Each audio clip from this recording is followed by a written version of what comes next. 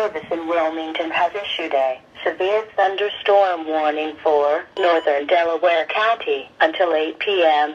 At 7:18 p.m., radar indicated a severe thunderstorm located near Warrensburg, moving east at 35 miles an hour.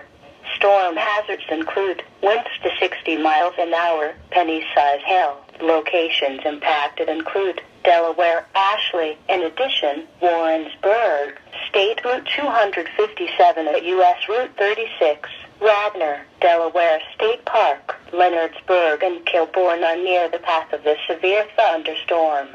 Seek shelter in a sturdy building. Stay away from windows and doors until the storm has passed.